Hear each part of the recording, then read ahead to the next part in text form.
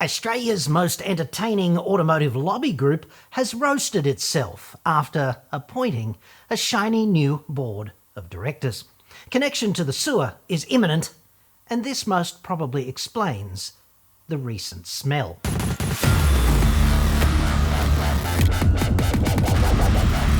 I'm John Cadogan from AutoExpert.com.au, and I get new cars cheap. Australia only. Website. Card.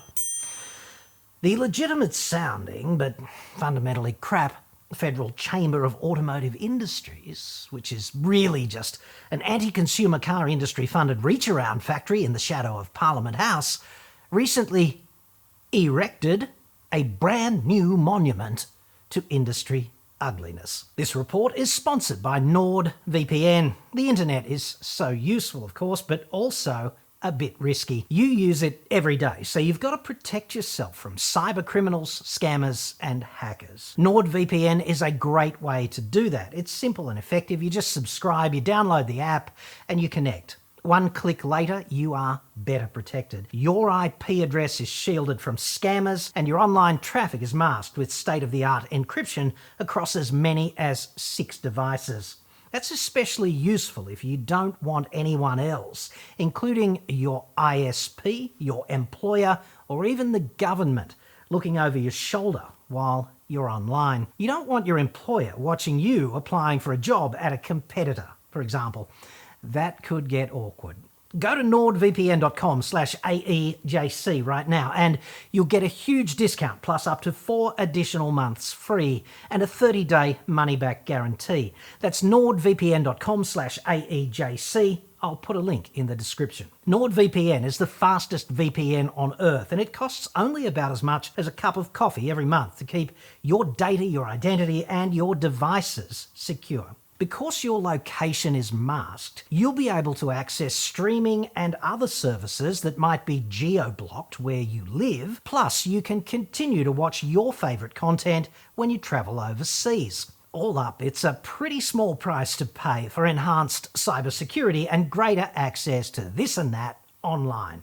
Go to nordvpn.com/AEJC now to get more secure and enjoy a juicy discount plus those extra months of free subscription time. It's totally risk-free with Nord's 30-day money-back guarantee. That's nordvpn.com/AEJC, link in the description, and thanks to Nord for sponsoring this episode. It pains me to point out that this report is a roast. It is satire. Some of it's a joke, the rest of it is my honest opinion.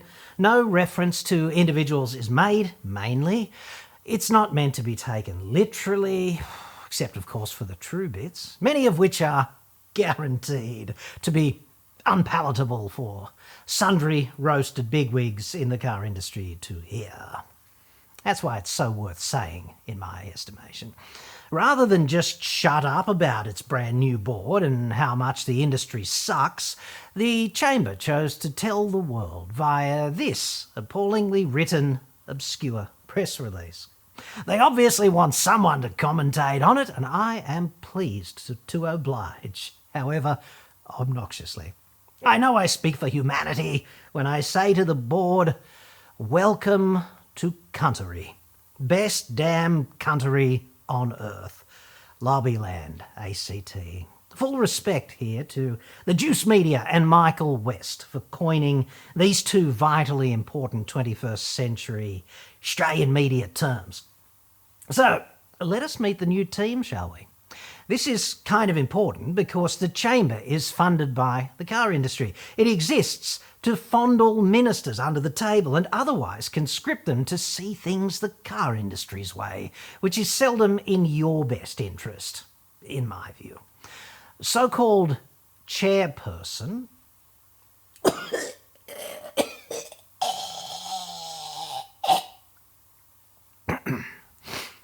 what a brilliant term, is none other than VB himself. You can get it groundin', you can get it poundin'. Vinesh Bindi. Matter of fact, dude, he's got it now. When he's not the official chairperson of the Chamber, he's the dome rockin' cheese of Mazda Shitsville. Mazda's Michael Chiklis will sit on the Chamber's official phallus-shaped throne and proudly wear the official chairperson's white conical hat with the eye holes cut out with scissors. The safety kind, though. You can run with those ones. That's the image in my head. Anyway, I don't think he actually does that, but here's hoping. But I do wonder, what was second prize here? Was there one? Why did he not take it? Chairperson. Honestly, if chairperson is the front line of the battle for woke equality, we'd best put the guns down and all kiss and make up, I'd suggest. I'm pretty sure VB is a man, in any case. I've never actually asked, because it didn't seem that relevant, and it's quite okay if he's not, obviously. But on the balance of probability, he's rocking the veggies conventionally in a somewhat conservative industry. That would be my best guess. I don't care, really, and I would manage to contain my shock if he suddenly emerged from the closet and declared to the world that he was a chartreuse Sydney Harbour Bridge or something. However unlikely. But I'd suggest a simple sotto voce clarification before the big announcement could have cleared up the worm can of implicit ambiguity that this ambiguous title opens up. Now everyone's going to wonder, what are they trying to hide with chairperson? Dude. Organisations do strive lately to look like such unnecessarily woke twats. Hashtag Bud Light, yeah. I think we can all agree VB is implicitly a person. If he, she or it were a lamppost, they probably wouldn't get the gig, would they? Overqualified. Stepping down from current chair into the role of official chamber co-deputy person is 50 Cal, Matty Callahor. A man or woman with vast anti-consumer organisational management experience, having steered the juggernaut that we know as Toyota Shitsville down the rocky slope of misleading or deceiving 264,170 customers. Correction, I mean guests. Got a great term also. For about 5 years, which was a new industry record for automotive misleading deception endurance. Complete with federal court-ordered $2 billion barbed wire enema. Oh, what a feeling. Another outstanding triumph for Toyota. 264,170 misleading consumer deceptions. That's a lot. I can't see Land Rover or even Jeep approaching that for quite some time to come. To be fair, 50 Cal only steered the ship for the past 5 years or so this probably wasn't his or her brilliant idea. He or she's been there for more than 40 years, I think, at Toyota, and I'm tipping he or she got daily enema updates from the federal court front line. Like, dude, he or she is on it. I've never met 50 Cal. I sincerely hope that never changes. He or she is doubtless an outstanding Toyota executive. I'm not saying he or she did the misleading or the deceiving, don't get me wrong. He or she was just in charge for part of the time while Toyota set the AR-15 of falsehood on full auto and jumped up, performing a series of repeated Beirut unloads over the parapet. I'm saying Toyota did it, dude, not Matty. That's a federal court determination. It's pretty much a fact. They did it, not him. Hope that's clear. That company, it's not funny, always needs to be the biggest whatever. In this case, the biggest perpetrator of automotive consumer falsehood in the nation, of which I'm aware. Not 50 Cal, the company. It was probably just a few rogue engineers overseas, like Volkswagen tried that early on. It didn't work for them either.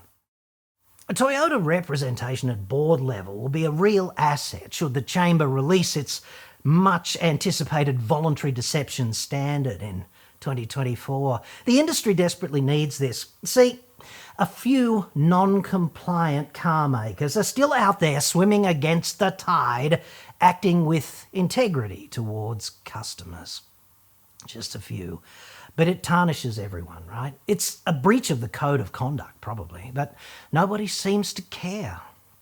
An official industry consumer deception standard would ensure minimum aggregated levels of anti-consumer conduct to be committed by all car makers uniformly down under. Those who fail by acting too ethically would be forced to buy expensive deception credits from the likes of Toyota, Jeep, Land Rover, Ford, etc., or face serious industry sanctions.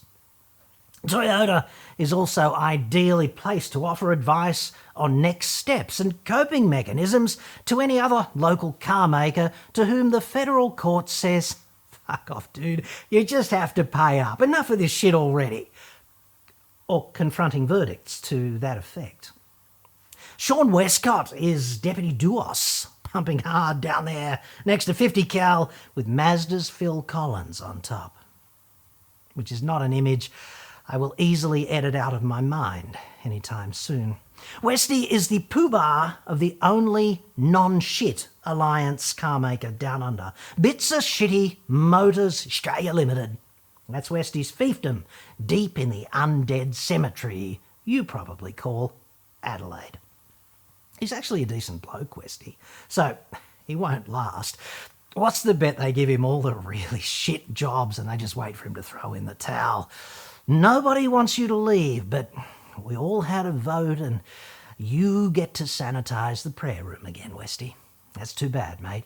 Here's a toothbrush. Just go for it. Have at it. Who next? Carolyn McMahon, CMAC. She's the cheesette of the train crash, otherwise known as Honda Australia. She's been elevated to the position of official chamber treasure person.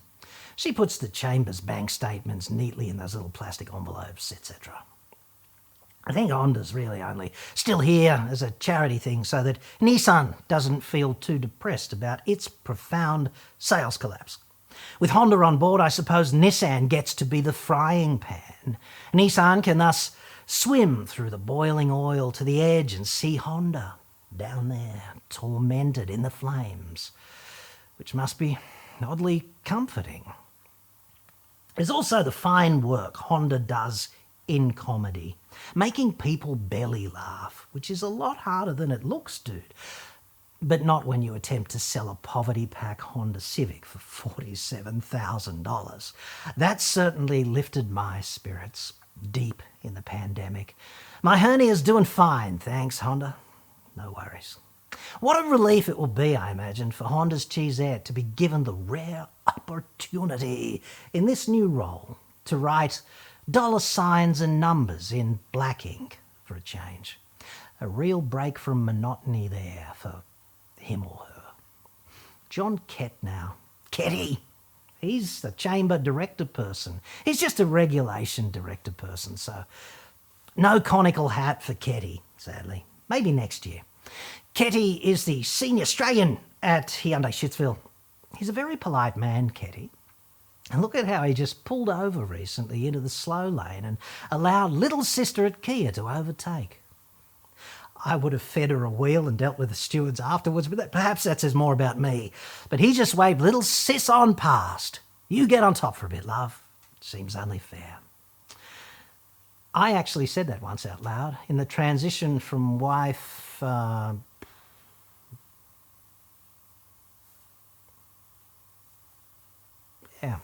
wife number 3 to number 4. It's the only time I've ever actually traded in and upgraded to a new model without changing in-laws, which comes with its own unique feedback effects and challenges, I must say. It does make for very tense family get-togethers at Christmas. Stab-proof vest, middle of summer, in a food coma. Most uncomfortable. Who now? Adam Patterson. He's another vital chamber director person. Commander-in-Chief of Nissan Shitsville, which happens to be on fire right now. And not in a good way, dude. Nissan is on fire in that laugh till you spew meth lab gone horribly wrong way. Hey, we've all been there.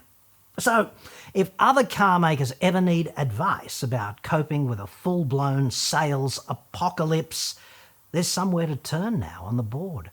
Nissan has a wealth of experience here, steady hand, thank God. Imagine having to explain to the Alliance mothership how Australian Nissan sales have been allowed to implode from 73,000 to 26,000 in the space of just 6 years, from 41,000 to 26,000 in just 1 year. That was last year. I suspect this kind of conversation is, somewhat tense. Nissan is also a brilliant source of inspiration for any members wrestling with the thorny issue of making vehicles seem vestigially desirable in spite of having zero mainstream appeal, because that is a huge marketing challenge. And Nissan has much definitive guidance to offer on that one. Tony Hinton is also a chamber director person. He's from Honda MPE, Motive Power Equipment. So, not a bad bloke to know if you need the hedges trimmed. He or she would doubtless point you in the right direction there. Colin Christie next. Neutral Buoyancy Christie. He's from Inchcape, meaning Toyota subsidiary Subaru mainly, but also entertainingly cursed with the twin poison chalices of Citroën and Peugeot. Who doesn't want that? It's normally necessary only to chain one cast iron stove to a person's leg if you want them to sink without a trace. I think Roger Rogerson and Nettie Smith would agree with me on that one. So, this Citroën and Peugeot business does seem a little bit belt and braces to me. How does Neutral actually keep his head from going under? Nobody knows. It's one of life's mysteries. According to unverified reports, Mr. Christie will be in charge of the Chamber's Crack of Dawn swimming lesson program in Lake Burley Griffin midwinter. Go figure. Stephen Connor from Volvo Car Australia. Volvo, of course, never actually recovered from Stockholm Syndrome after that disastrous marriage in Dearborn, which ended about a decade ago now, before they defected with their IP to China. If the Australian car industry were a human body, I'd suggest, Volvo would be its appendix. This board person's seat for Volvo is therefore, in my view, a real victory for minorities. Dude, just because an organ serves no purpose, that's no reason to delete it from Grey's Anatomy. Just saying. A dude or dudette named Thom from Tesla is plugged into the board these days. He's a person, probably, but, he could be Elon's artificially intelligent android. How would we tell? More importantly, where would we be without the 10 commandments of electric Jesus informing the Chamber's future ministerial reach-arounds? There's no ongoing need for crackpot and state separation, clearly. Full autonomy is only 6 to 12 months away. We know this because that's how it's been for a decade now. Just ask. The Cybertruck really is coming. It's imminent, dude. The mini sub would never have got stuck halfway up the rectum of that cave in Thailand, etc. There's another 7 commandments I can't remember off the top of my head. I will always welcome Tesla's rich industry contributions, however. And finally, there's Big Burke, Andrew Burkich, who sounds like he could perhaps be an enforcer for the Armenian mob in a mad bad Netflix overdubbed drama. But he's actually just in charge of Ford Shitsville's overall rudderless momentum. Ford is a total inspiration to me, living proof that any car maker can kick a goal in the grand final, no matter how fundamentally shit. One moment all you've got is a fistful of irrelevant cars nobody in their right mind would buy, and then along comes that winning lottery ticket. And that ticket's name is, of course, Ranger. No other vehicle reaches out and grabs a bogan by his or her freshly shaved scrotum in the manner of an orange Ford Ranger Wildtrak. It's just dumb luck, serendipity, whatever, but if a wave breaks right there next to you, surfing at home is the polite thing to do. Sometimes that's all it takes to succeed. So Ranger is, to me, a complete automotive paradox. Notionally, it's a hard-working vehicle, but it's usually seen in traffic conveying just one single tool. Go figure. Most people don't know this, but the official chairperson's robes, soon to be tailored to fit Mazda's Ross Kemp, actually come with a hand-sized aperture in the rear in the event that guidance be required, from the wings. And that tiller-steadying, shadowy hand belongs to the chamber's rock person, rock star, whatever. I am, of course, talking T-Dub, Mr. Consistency. Seen here on tour with the Spice Girls. T-Dub is, of course, a lot scarier than Mel B, and in some respects, even posher than Victoria Beckham, underlying his broad spectrum of overall executive capability. In perhaps its shittest press release to date, the Chamber advises us that, quote, FCAI Chief Executive Tony Webber welcomed the directors and office bearers to their positions, and I have laid awake at night wondering about those people adopting their new positions and what those positions actually are, and it's most confronting. Pro tip for the Chamber. In my estimation, you fuckers really need to understand that one should simply never use capital letters for bullshit titles such as Chief Executive, Directors, Board of Directors, Office Bearers, Chairperson, Board and Treasurer, etc. Because these things are just not proper fucking nouns, dudes.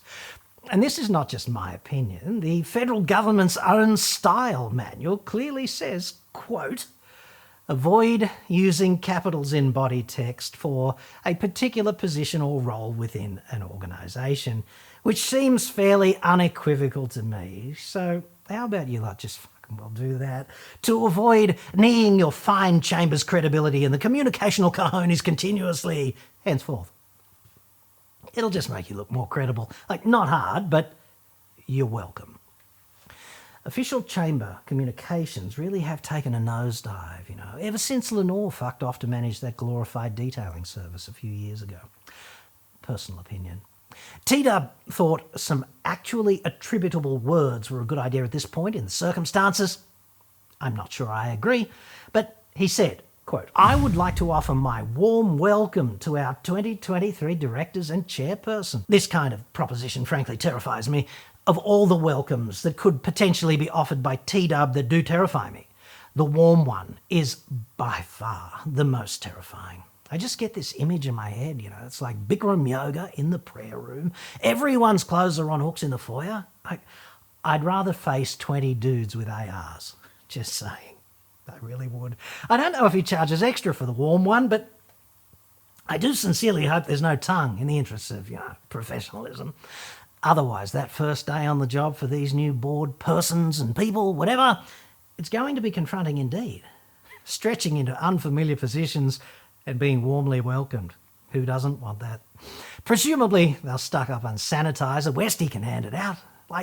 They're very well funded, if nothing else. T-Dub went on. This was almost certainly a mistake in my view, but nobody asked me. Unfortunately, he said, the FCAI's membership encompasses over 63 brands and sub-brands. Imagine that, having all these high-level glorified car counters on the board and none of them can count higher than 63, apparently. Not really sure about the number of members.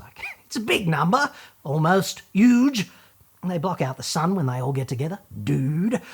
I'm seeing, T-Dub, Mazda's Michael Chiklis, 50 Cal and C-Mac. They're all sitting there on the boardroom floor. Big pile of shoes and socks at the other corner. 80 digits out there flapping in the breeze, and they're all stalled on the grid at 63. They know that some number comes next. It's just out of reach. But what is it? There has to be a number bigger than 63. I'm pretty sure we covered that at school.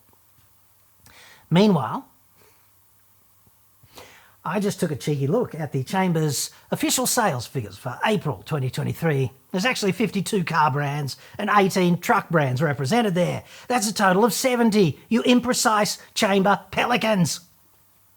Ultimately, there was no need for Ketty to waltz in and whip out his somewhat polite toes to get to the bottom of the actual number of members.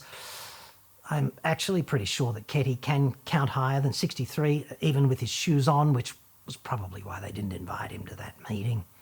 Internal politics, dude, such a minefield. Ultimately, 70 absolutely is a number more than 63, so well done, T-Dub. You were bang on, dude, as usual. No argument from me there on that one. That's all anyone needs to know anyway. Is it more or less than 63? That's critical. Imagine if the bank did that with your mortgage. Statement number, more than 63. Balance owing, more than $63. Again, still. But we're changing your repayments from more than $63 to more than 63. This is a rise of more than $63. People are actually relieved in the face of this kind of certainty. T-Dub again now, and frankly, I would have told him to cork his frickin' pie hole well before this, but he never asked. With more change occurring across emissions, intelligent transport, business models and customer experience than ever before, I am confident our board with a capital B will provide the critical insight and guidance our industry with no capital I needs as we move forward. This is almost certainly true, sadly. I'm pretty sure the family of Elaine Herzberg, the first pedestrian in the world killed by a self-driving car, would take issue with the term intelligent, however.